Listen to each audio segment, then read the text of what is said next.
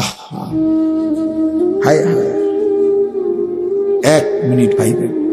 কোন এক বেনামাজি কেউ যদি এখানে থাকো ভাই, 1 মিনিট ভাইবে, আজকেই ভাইবে, ঘুমাইবার আগেই ভাইবে।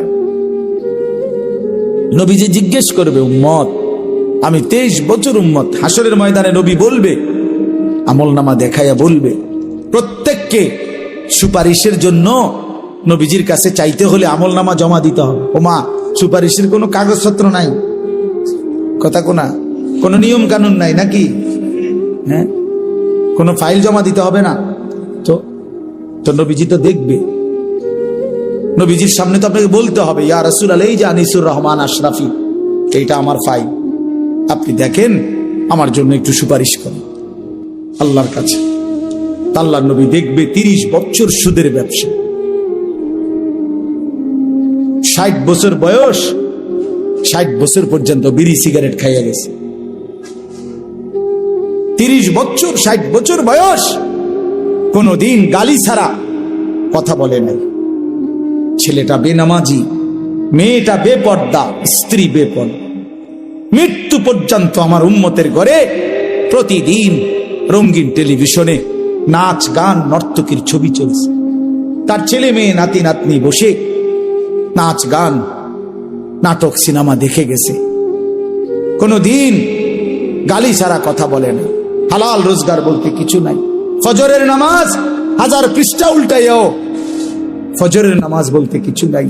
আল্লাহর কসম, আমরা উর্দু কিতাবে পড়ছি, নবীজি চোখের পানি ফেলে দিবে, নবী কাঁদবে, আল্লাহর নবী কাঁদবে, বলবে, উম্মত, আমি সেই নবী যে 23 বছর তোদের জন্য কেঁদেছিলাম। আমি সেই নবী যে পেটে ক্ষুধার কষ্টে 2টা পাথর বাঁধছিলাম। আমি সেই নবী তায়েফের রক্তে যে সমস্ত শরীর রক্তাক্ত করেছিলাম। উহুদের দান শহীদ করা রক্ত নিয়ে ময়দানে পড়েছিলাম বেহুশ হয়ে। আমার এত রক্ত, আমার এত চোখের পানি, আমার এত ক্ষুধার কষ্টের বিনিময়ে উম্মত এই আমলনামা, তুমি আমারে এত বড় বেইজ্জতি কেমনে করলে? আমি কেমনে আমার আল্লাহর সামনে এটা দেখাবো যে আয় মাওলা, এটা শ্রেষ্ঠ নবীর শ্রেষ্ঠ উম্মতের আমলনামা?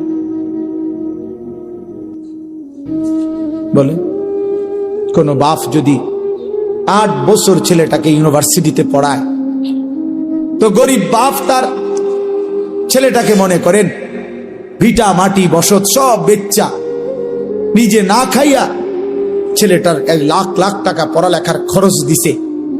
8 বছর পরে, 6 বছর পরে বাপ রেজাল্ট সার্টিফিকেট দেখতেছে যে ফেল।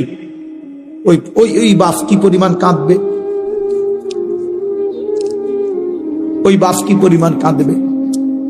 ওই বাপ বলবে না যে, বাপ, আমি তোরে মানুষ করার জন্য, তোর পড়ালেখার খরচ দেওয়ার জন্য ভিটাটা বেচা ফেলছি, মাটিটা বিক্রি করে ফেলছি, আমি জীবনে কোনো সুখের নাগাল পাই নাই।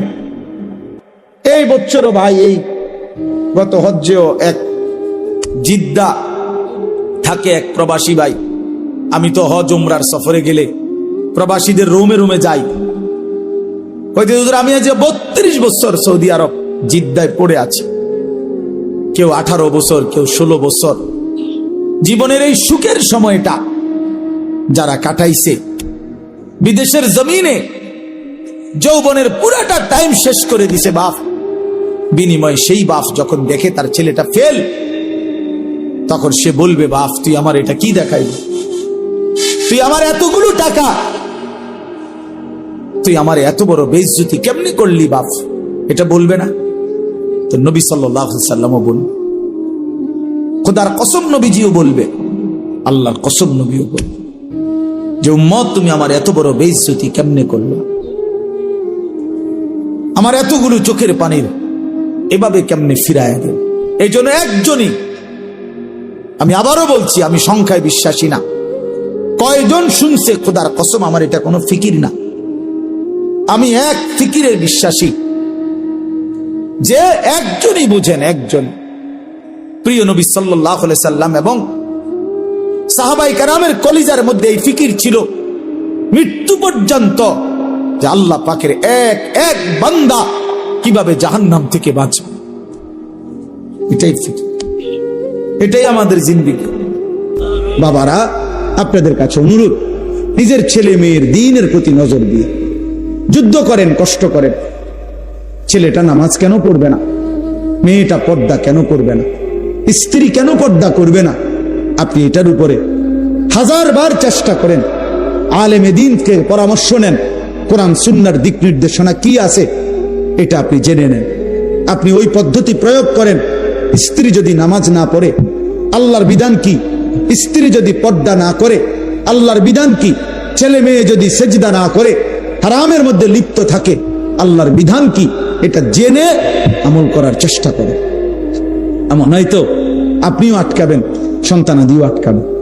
আখিরাতের ময়দানে কমপক্ষে প্রত্যেক মানুষকে নিজের এবং নিজ পরিবারের সদস্যদের ব্যাপারে আল্লাহ পাক জিজ্ঞাসা করবেন। এটুকুর জবাব সবাই দিতে হবে। কমপক্ষে এর মাফ কারণে আমি আর আমার বিবি বাচ্চা একই হিসাব আমারই দিতে হবে। তোমার বিবি বেনামাজি হলো কেন? বেপর্দা হলো কেন? তোমার ছেলে মেয়ে নামাজ পড়লো না কেন? আপনি কদ্দুর বলছেন, কি বলছেন, কদ্দুর চেষ্টা করছেন? আল্লাহর কাছে তো হিসাব আছে, ঠিক না? কথা বলে না কেন? আল্লাহর হিসাবে যদি হয় যে না, আমার বান্দা তার শেষ নিঃশ্বাস পর্যন্ত চেষ্টা করছে, তো ঠিক আছে, আল্লাহ মাফ করে দিবে। আর যদি আল্লাহ তো জানে আপনি কদ্দুর চেষ্টা করছেন না করছেন, আপনি নামাজের ফিকির করছেন যেদ্দুর, বিদেশের ফিকির করছেন তার তো 100 গুণ বেশি। আরে তো বাদ দাও, লাগবে না, পড়লে ফরুক, না পড়লে নাই, চাই বিদেশ ফাটাই দাও। বিদেশের 12 লাখ টাকা ব্যবস্থা করতে দুয়ারে দুয়ারে ঘুরছেন আপনি। 3 লাখ টাকা সুদে লইছেন, 3 লাখ টাকা কিস্তিতে লইছেন, 6 লাখ টাকা জমি বেচা লইছেন, 12 লাখ টাকা মিলাইয়া বিদেশ ফাটাইছেন আব্বা। এরপর হুজুরের থেকে আইয়া কইছেন, হুজুর খাস করে দোয়া করেন তার লাগিয়া। আল্লাহ আল্লাহ কইরা বহুত কষ্ট করে টাকা মিলাইছে, খাস করে দোয়া করতো। কি দোয়া? হুজুরে কি দোয়া করতো? যে আল্লাহ উনি যে সুদে টাকা দিলেছে বরকত দেন নাকি? তো কি দোয়া করতো? হুজুরে কি দোয়া করতো? যে আল্লাহ উনার কিস্তিতে বরকত দেন। এই দোয়া করলে তো হুজুরের ঈমান থাকবে। জানেন এটা? হারামের উপরে দোয়া করলে কি থাকে না? ঈমান থাকে। এরকম দোয়া যদি কোনো হুজুর জেনে বুঝে করে তো হুজুরের ঈমান থাকবে। তো মুসিবত না? মামলাটা কি খামখেয়ালি মনে করছেন? হারামের উপরে দোয়া করা যায় না, হারামের উপরে আল্লাহর কাছে কি করা যায় না, এটা নিষেধ, হারাম এটা। এই জন্য বিদেশ পাঠাইতে আমি নিষেধ করি না। যার রিজিক বিদেশ সে বিদেশেই যাবে, যার রিজিক এখানে সেখানেই থাকবে। প্রতি লোকমা যার খাবার যেখানে সে সেখানে পৌঁছবেই। কিন্তু আমার সিদ্ধান্ত থাকতে হবে আমি হারাম করব না, আমি হারাম নেব না, আমি আল্লাহর নাফরমানি মানব না। আমি যুদ্ধ আমার সন্তানের সাথে আমি বলে দেন, বাপ তুই আল্লাহকে সেজদা করো না, বিবি তুমি নামাজ পড়ো না, পর্দা করো না। তুমি মনে রাখো, যদি আমি দুনিয়াতে ভয়ে আতঙ্কে যদি তোমার লগে নাও পারি, তো মনে রাখো আমার মনের কষ্ট থেকে যাবে। আমি তোমার লগে পারলাম না, ঠিক আছে, কিন্তু তুমি আমার এটা মনে রাখো আমি তোমার প্রতি অসন্তুষ্ট। ছেলেরে বইল বাপ, যে বাপ তোর উপরে আমি অসন্তুষ্ট, তো যে সন্তানের উপরে তার মা বাবা অসন্তুষ্ট ও জাহান্নামী। যে স্ত্রীর উপরে তার স্বামী অসন্তুষ্ট ওই মহিলা জাহান্নামী। তো তুমি তারে বলো তো নামাজ পড়বি না বেটি, পর্দা করবি না বিবি, তুই আমার হুমকি দাও, ঠিক আছে, তুই আমার জেল খাটাইবা, তুই আমার নারী নির্যাতন মামলা দিবা, ঠিক আছে যাও, কিছুই করতে পারলাম না তোমারে। তো এর মনে রাখো আমার কলিজারা তো আটকে থাকতে না। কথা বলেন না কেন? কলিজারে কি জেল দিতে পারি? তো কলিজা দিয়া বলে গেলাম আমি তোমার প্রতি অসন্তুষ্ট। এর দূরে সারবে তো ওই মহিলা কেমনে জান্নাতে যাবে? স্বামীরে অসন্তুষ্ট রাখা। ওই সন্তান কেমনে জান্নাতে যাইব? বাপ মারে অসন্তুষ্ট রাখা। বলেন চাচা। আল্লাহ আমাদেরকে হেফাজত করে। রাসূলুল্লাহ সাল্লাল্লাহু আলাইহি সাল্লাম বলেন, উম্মত তোমার স্যান্ডেলের যদি ফিতাটাও ছিঁড়ে যায়, শিরাকা না আলাইক, তোমার স্যান্ডেলের যে ফিতা এটাও যদি ছিঁড়ে যায়, নবীজি বলছেন কাউরে বইল না, সবার আগে আল্লাহকে বলো। সবার আগে কাকে ডাকো? এটা মুসিবত, ছোট্ট মুসিবত। স্যান্ডেলের ফিতা ছিঁড়ে যাওয়া এখানে মুসিবত না, শুধু ওই মক্কা মদিনা, বিশেষ করে মক্কা শরীফ যদি কোনান দিয়ে ছিঁড়ে যায়, আমার জীবনে একবার ছিঁড়ছে। হ্যাঁ, কষ্ট কারে কয়? শুধু এক জোড়া জুতা কেনার জন্য হারাম শরীফের সীমানাটার থেকে দোকানটা পর্যন্ত গেছি, আমার পাওটা মনে হয় যেন পারতালটা জ্বলে গেছে। এক জোড়া জুতার জন্য দৌড় দিছি, দৌড়াইয়া গেছি, কোনো আইটটা না, এত গরম এটা নিচে। কথা বুঝছেন না? তখন বুঝা গেছে স্যান্ডেলের ফিতা ছিঁড়ে দেওয়াটা কি পরিমাণ মুশকিল। মানে ফিতাইটা ছিঁড়ে গেছে, এখন হাঁটতে পারতেছি না। এখন আন্দাজে আরেকজনের জুতা কিনে গেতে আর মিটে কি যে জুতা চুরি করে নিলাম, এর কোনো সুযোগ আছে? তো খালি পায়ে দৌড়ে গেছি ওই দোকান বাহিরে, মানে সীমানা পার হইয়া তো দোকানে যাইতে হবে, কোনো একটা দোকান থেকে না এক জোড়া জুতা কিনা, এক জোড়া স্যান্ডেল কিন। তখন দেখছি মানে পাউটা যেন পুড়ে গেছে শুধু। এই জন্য আল্লাহ নবী সাল্লাল্লাহু আলাইহি সাল্লাম বলেন, তোমার যদি স্যান্ডেলের ফিতাটাও ছিঁড়ে যায়, সবার আগে ডাকবে কাকে? আল্লাহকে ডাকবে, আল্লাহকে। আম্মান ইউজিবুল মুজতাররা ইযা দাআহু ওয়া ইয়াকশিফুস সুআ। আল্লাহ তাআলা বলেন, হায় বান্দা, তুমি যখন অসহায় হয়ে পড়ো, আমাকে ছাড়া তুমি আর কাকে ডাকো? আমাকে ছাড়া ডাকবে কাকে? কে তোমার ডাকে সাড়া দিবে? তোমার রোগ, তোমার অসুস্থতা, তোমার পেরেশানি, তোমার অভাব, তোমার দুঃখ, তোমার দুর্দশা, বলো বান্দা, আমি ছাড়া এই অভাব দুর্গতির মুহূর্তে কে তোমার ডাকে সাড়া দিবে? বলে আসলে কেউ আছে? ওয়ায়াকশিফুস সুআ, তোমার সমস্ত মুসিবত, মন্দ অবস্থা, দুরবস্থা দূর করার ক্ষেত্রে আল্লাহ বলে, বান্দা আমি ছাড়া আছে কি? আমি ছাড়া আছে। কোরআনে এই কথাটা আল্লাহ তাআলা, আমার এই আয়াতটার তর্জমা বললে আমার কথা শেষ। আমি শুধু এই কথাটার তর্জমা বোঝানোর জন্যই বলতেছি এই কথাগুলো। মানে আল্লাহ তাআলা পুরা কোরআনুল কারীমে আমাদেরকে বুঝাইছেন, বান্দা আমারে ছাইরো না, আমারে ছাইরো না বান্দা। আমারে বাদ দিয়ে যদি অন্য কোনো দিকে কেউ একটু ভরসা করে, নজর দেয়, আমার হুকুম আমারে বাদ দিছে, আমার কথা মনে নাই, খোদার কসম আল্লাহ বলে, বান্দা আমার বেশি কষ্ট লাগে। আমি যে সব প্রয়োজন পূরণ করি, করতেছি, বান্দা তুমি কেন অন্যের কাছে যাচ্ছ? কেন যাচ্ছ? কালকে জুমার নামাজের পরে, ভাই নজরুল শুনো, কালকে জুমার নামাজের পরে আমার ঢাকার মসজিদে দুই ছেলে আসছে, ওরা লেপ তোষক বেচে, বুঝছো নি, লেপ তোষকের দোকানদার। এ আমার বয়ান শুনছে, ফজরের নামাজের ব্যাপারে আমার একটা বয়ান আছে, সন্দ্বীপের একটা ঘটনা, যে সন্দ্বীপ চট্টগ্রাম, ওখানে 4টা ছেলে কলেজের, ওরা একবার সিদ্ধান্ত নিছিল 2023 সালে যে তারা তাদের বন্ধুদেরকে ফজরের নামাজের জন্য উঠাবে, ফজর ক্যাম্পেইন। পরে 1 বছর মেহনত করে তারা প্রায় 4000-এর মতো পুরা উপজেলার এই কিশোর যুবক, যারা তখন নিয়মিত ফজরের নামাজ পড়ে, ফজর ক্যাম্পেইন করে তারা।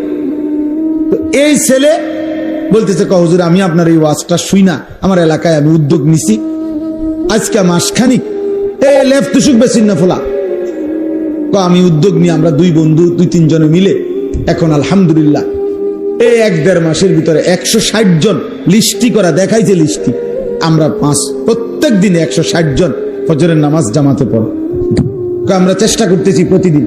তো তারা, আমার গাড়ি তো আছে কাগজটা, তারা এমন সুন্দর করে বিভিন্ন বাণী লিখে লিখে ছেলেদের কাছে দাওয়াত দেয়। তো দিয়া নিচে লেখছে তাগো একটা, এই কাফেলাটার নাম কি? কাফেলার নাম হইল বেনামাজিকে খুঁজে বেড়াই, নামাজিকে বন্ধু বানাই। এরকম শুনছে জীবনে আর কথা? এমন সুন্দর কথা এই ফুলার মাথার থেকে যে এমন সুন্দর বুদ্ধি আইবা, আপনি বুঝছেন কোনো, ভাবছেন কোনোদিন? কি সুন্দর কথা না? আমিও তো জীবনে এমন সুন্দর কথা ভাবি নাই। বেনামাজিকে বন্ধু আরে খুঁজে বেড়াই, মানে তারা তালাশ করি আর কি, যে করে করে তারা ডাকি আমরা, আর নামাজিকে বন্ধু বানাই। ফিকির ফিকির চেষ্টা করলে সম্ভব। একটু একটু কাজ যদি সবাই করে যার যার জায়গা থেকে, জায়গা পৃথিবীর, আমার কাছে কিতাব আছে, আমার গাড়ি তো আছে, পৃথিবীর 4 ভাগের 1 ভাগ হলো মুসলমান। সারা পৃথিবীর জনগোষ্ঠীর 4 ভাগের কি 1 ভাগ হলো কি মুসলমান, 1/4, 4 ভাগের 1 ভাগ। তাইলে যদি একজন মুসলমান, কথার কথা একটা হিসাব ওইখানে লিখছে আরবি কিতাব, যদি একজন মুসলমান সারা জীবনে সে যদি মাত্র 4 জন মানুষের দায়িত্ব নেয়, যে আমি 4 জন মানুষকে কালেমার দাওয়াত দেবে, চেষ্টা করবো, তার পিছনে টার্গেট করে, তাহলে পৃথিবীর সমস্ত জনগোষ্ঠীর কাছে কালেমার দাওয়াত পৌঁছে যাবে, কালেমার দাওয়াত পৌঁছে যাবে। তাহলে তোমরা ছেলেরা বলো ভাই, মুসলমানের ঘরে জন্ম নিয়ে তোমাদের রাত্র দিন কিভাবে কাটে বলো, একটা ছেলে বলো। এই কি জীবন? নারী, ছবি, মোবাইল আর মন মতো চলা। কে তোমার বাবা, কে তোমার মা, কে তোমার আল্লাহ, কে তোমার নবী, কে তোমার রসুল, কে তোমার কিতাব, কিচ্ছু চেনো না। মুসলমানের সন্তান 4টা সূরা শুদ্ধ পড়তে পারে না। মুসলমানের সন্তান ওযু নামাজের ফরজটুকু আদায় করতে জানে না। শুক্রবারে আসে আর কি, আমরা বুঝি না, মসজিদে ঢোকে বাইর হয়, তামসা আর কি এর নামাজ, পারলে না পড়তো নামাজ, পারলে না পড়তো।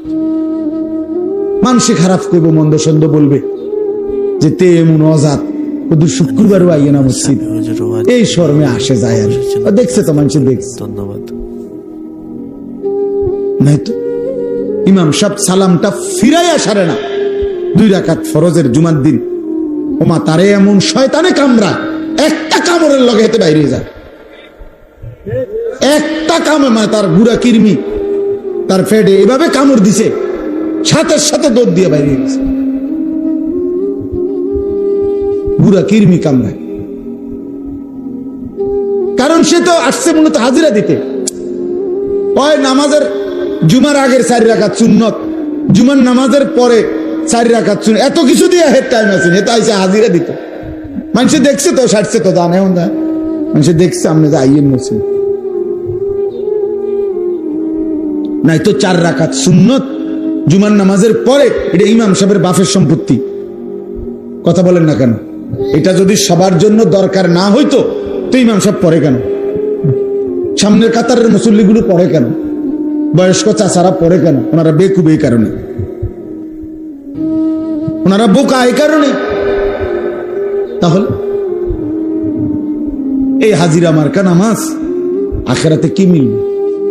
আমার শায়েখ আল্লামা মুফতি মুশতাকুন নবী সাহেব বলে যে হে মুসলমান, যেই নামাজ তোমার মসজিদের থেকে 100 হাত সামনে চা দোকানের আড্ডা, টেলিভিশনের আড্ডা থেকে ফিরাইতে পারলো না, সেই নামাজ তোমারে জাহান্নাম থেকে কেমনে ফিরাবে? বুঝাই তো যায় তুমি কি নামাজ পড়ছো, বুঝাই তো যায়, বুঝাই তো যায়।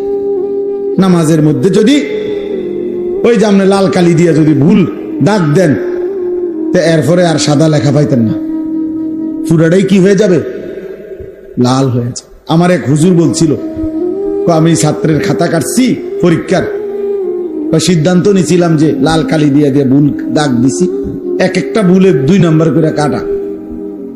হুজুরে বলছিল আর কি, এরকম ভাবে আমি খাতা কাটছি, কয়েকটা ছেলের খাতা কাইটা শেষে লাল কালি দিয়ে দিয়ে ভুলটি তো সব দাগ দিছি, পরে যখন গুনছি এবং হিসাব হইল কি যে প্রতি ভুলে কত নাম্বার কাটা, পরে গুন্না দেখছি আমি তার থেকে আরো 24 নাম্বার পাই ছাত্রের থেকে। তার মানে 62টা ভুল, তো 50 দুগুণে 100 তো গেছেই গা, আরো 12টা ভুলের কারণে আরো 24 নাম্বার হুজুরে পায় হেতে, হেতে অন্য বিষয়ের থেকে হাওলাত নিতে হবে। মানে ভুলের পরিমাণটা বুঝাইছে আর কি, যে মূল 100 গিয়ে আরো কি 24 আরো রয়েছে ভুল, ওইটা কোথেকে দিব, তো পুঁজি নাই আর। তা আমাদের নামাজের যদি এমন হয়, আখিরাতে কি নাকি মিলবে বলেন? কি নাকি মিলবে? কথা তো ছিল, আল্লাহ তাআলা কোরআনে বলছেন নামাজ গুনাহ থেকে ফিরায়, বলছে না? কথা বলেন না কেন? নামাজ গুনাহ থেকে ফিরায় কিনা আল্লাহ বলছে কিনা? ইন্নাস সালাতা তানহা আনিল ফাহশাই ওয়াল মুনকার। তাহলে এখন নামাজ যদি গুনাহ থেকে না ফিরায়, তাহলে বোঝা গেল আল্লাহর কথা, আল্লাহর কথা কোনটা? আপনার কথা সঠিক না আল্লাহর কথা সঠিক? তো তাইলে নিশ্চয় আমার নামাজে ত্রুটি, নিশ্চয় আমার সেজদাতে ত্রুটি। এই জন্য যারা নামাজ পড়ে না তারা তো পড়েই না, আর যারা পড়ে অথচ গুনাহ থেকে বাঁচে না, আপনি খবর নিলে যাচাই করলে দেখবেন তাদের নামাজের মধ্যে শত শত ভুল। এই কারণে ওই নামাজের ওই শক্তি আসে না যে শক্তিতে তাকে গুনাহ থেকে ফিরায়। এই জন্য যারা আবার নামাজ পড়ে, আপনাদেরকে বললাম ওযু নামাজ ঠিক করেন। একজন আলেমের সাথে সম্পর্ক ছাড়া আখিরাতের জীবন সুন্দর হবে না। নিজে নিজে মাতবরি করলে হইতো না, ওলামায়ে কেরামের কাছে আসতেই হবে, আলেমে দ্বীনের কাছে আসতেই হবে, আল্লাহকে ভালোবাসতেই হবে, প্রিয় নবী সাল্লাল্লাহু আলাইহি সাল্লামকে ভালোবাসতেই হবে আখিরাত যদি চান। এই আমার শেষ কথা। আজকে জওয়ান বলেন, বুড়ো বলেন, বাচ্চা বলেন, শিশু বলেন, সবাই যেন প্রতিযোগিতা করতেছে কিভাবে নবীজির সুন্নত ত্যাগ করা যায়। মেসওয়াক 60 বছরের বুড়াও চেনে না, 6 বছরের বাচ্চাও চেনে না, কেউই বোঝে না। ঘরকে ঘর এমন না, দস্তরখান 6 বছরের বাচ্চাও চেনে না, 60 বছরের বুড়া মেয়েও চেনে না। তো কি হলো চাচা, সমান হলো না? টেলিভিশন 6 বছরের বাচ্চাও দেখে, 60 বছরের বুড়া চাচাও দেখে। কথা বলেন না কেন? তো তো বরাবর হয়ে গেল না? বরাবরই তো হয়ে গেল, বরাবরই তো হয়ে গেল। বাচ্চাও মিথ্যা বলে, বুড়াও মিথ্যা বলে। বয়স্ক মানুষও সুদ খাচ্ছে, বয়স্ক লোক কিস্তি নিতেছে, বয়স্ক লোক কথায় কথায় গালিগালাজ করতেছে। 30 বছর মহিলা বেপর্দা, 40 বছর মহিলা বেপর্দা। প্রতিদিন মহিলার আওয়াজ পরপুরুষ শুনে, পরপুরুষ শুনে।